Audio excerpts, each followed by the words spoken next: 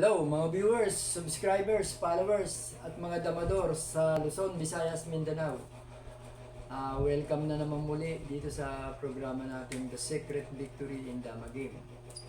Ngayon mga kadama, kanina lang pinakita ko sa live yung part 5 ng 115 versus 116. Subo-subo nga to.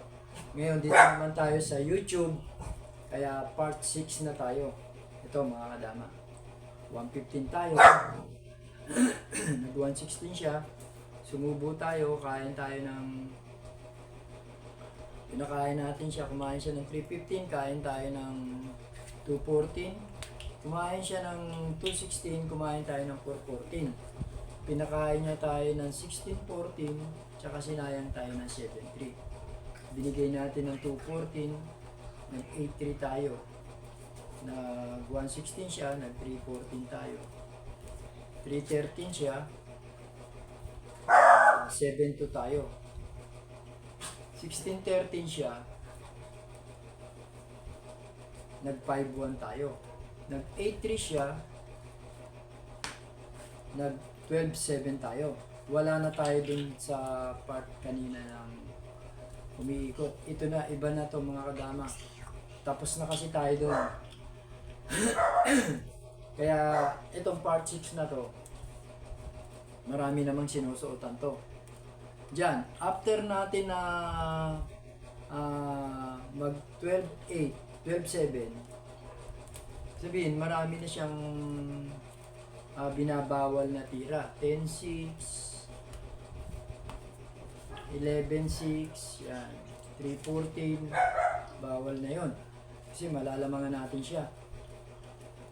Dito, nangyari na rin to sa naging laro ko. May nakalaban din ako dito. Ito ang itinitira. Ngayon, ang ginagawa ko dyan, ito sinasagot ko. Ang gagawin niya, sinusubuan niya ako ng 7-2 at saka kumakain ako doon ng 15-7, bumabalik lang siya. Ang kina-counter ko naman dito, nagpo-14-15 ako. Siya, nag 11-7. So, inuumangan niya ako ng lanse. Kasi madalas tinatakpan ko ng 3-14. Dito may nakita ako din sa inaral ko, lamang na pala ang first move dito. Ito lang pala ang dapat natin gawin, ipakain lang natin to. 15-2. Siyempre kakain siya ng 7-15 at saka sasayangin natin ng 2-14.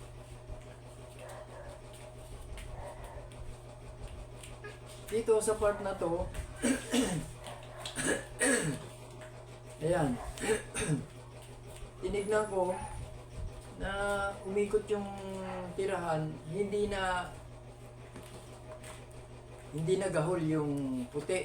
Kumbaga, ang nagabol pa sa tabla, yung itim pa. Kaya tignan natin kung ano pa pwede niya itira dito pagkatapos natin nakawin. Ibibigay, pababayaan.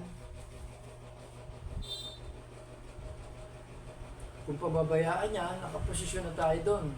Nakareal na tayo. No, halimbawa, dito.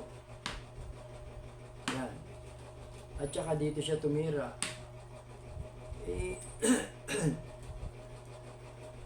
Kahit subuan pa natin yan, lugi na siya sa posisyon eh. Bawal na to lumabas kasi nakaganon na tayo. So kung dito naman siya, gumanon siya, doon naman na tayo. O 9-5 na lang ang ititira niya, na 9-5 na lang din tayo. Pag tira niya ng 5-1, susubuan na naman natin. Yan. Pag tumira siya dito ng 13-16, abang na tayo doon. Ngayon, dito siya titira. Gaganon lang tayo. Pa 5 buwan lang tayo.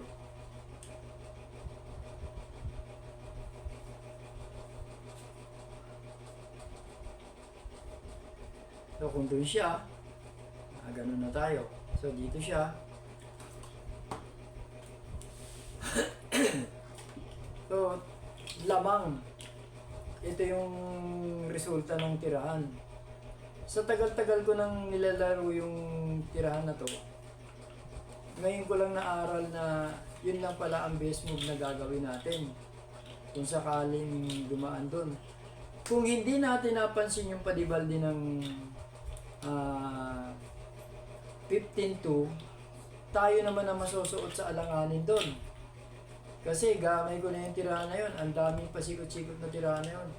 Ang tagal ko nang nilalaro yun, pero hindi ko pa nakikita yung tira na yan padibaldi. Ngayon ko lang nakita nung inaral ko.